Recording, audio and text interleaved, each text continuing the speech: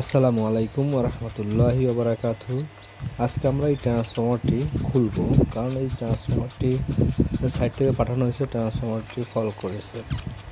তা আমরা মূলত এই ট্রান্সফর্মারটি খুলে দেখব আমাদের ট্রান্সফর্মারটি কী ধরনের ফল্ট হয়েছে। তা আমরা ট্রান্সফর্মার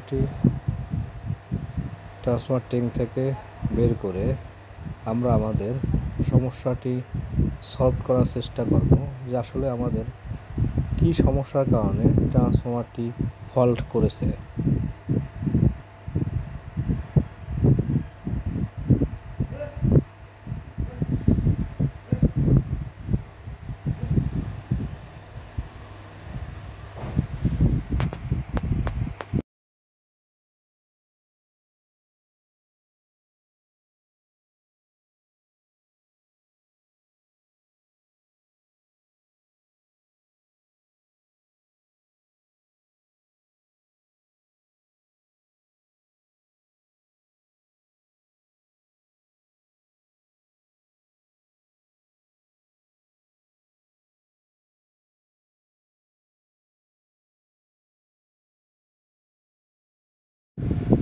আমাদের ট্রান্সফর্মারটি বডি থেকে সম্পূর্ণ বের হয়ে গেছে।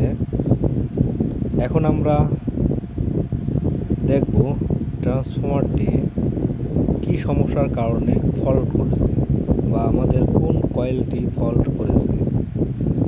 তা আমরা দেখতে পাচ্ছি